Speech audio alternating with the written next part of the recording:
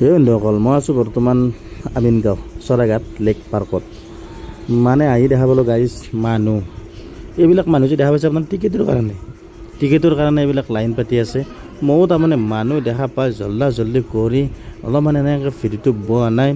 তাৰপিছত 30 টকা দি টিকেট এখন কাটি ল'লোঁ। টিকেটখন কাটি তাড়াতাড়ি তাৰমানে কি কৰিলোঁ, সোমাব বিচাৰিলোঁ। তাড়াতাড়ি এনেকৈ সোমাই আহি কি এনেকৈ 3টা বাঁহৰে কটেজ দেখা পালোঁ। এই কটেজ ভিতৰত আপোনালোকে কি কৰিব, খানা পিনা খোৱাৰ কাৰণে আৰু বহিবও পাৰিব। তাৰপিছত আহি দেখা পালোঁ এইফালে এটা দীঘল পুখুৰীটোতো আপোনালোকে যদি ফটোশ্বুট কৰিম বুলি ভাবে তেনেহ'লে মজা এটা ভিউ আহে। আপোনালোকে এনেকৈ আহক। তাৰপিছত দেখা পালোঁ যে পানীৰ ওপৰত চাইকেল চলাই আছে। মা কচম, আজি ফাৰ্ষ্ট টাইম দেখিলোঁ এনেকৈ। মা কচম, পানীৰ ওপৰত চাইকেল। তাৰপিছত দেখা পালোঁ এইফালে ডাঙৰ কিবা এটা বেলুন।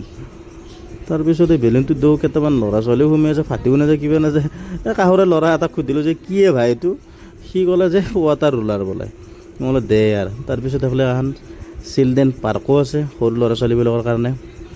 সৰু ল'ৰা ছোৱালীবিলাক আহি ইয়াতে অলপ খেল ধেমালি কৰিব পাৰিব। তাৰপিছত আৰু এনেকৈ আৰু গাইজ অলপ তলপ চালোঁ। আপোনালোকৰ যদি অহা নাই আহক, ল'ৰা ছোৱালীবিলাকক লৈ আহক, খুবেই আনন্দিত হ'ব। তাৰপিছত ফটোশ্বুট কৰিম বুলিও যদি ভাবিছে তেনেহ'লে আহিব পাৰে আপোনালোকে। এই ৰিংকেইটা দেখিছেনে আপোনালোকে? মা কচম কি ফটোশ্বুট হয় বে। আপোনালোকে আহক। আৰু এই ক'ৰপা যি আহিল, কেমেৰাটো ওলালি মানে তাই আৰু ক'বাৰ পৰা ভুমুক দিয়ে আৰু আহিব ক'ব পাইছে।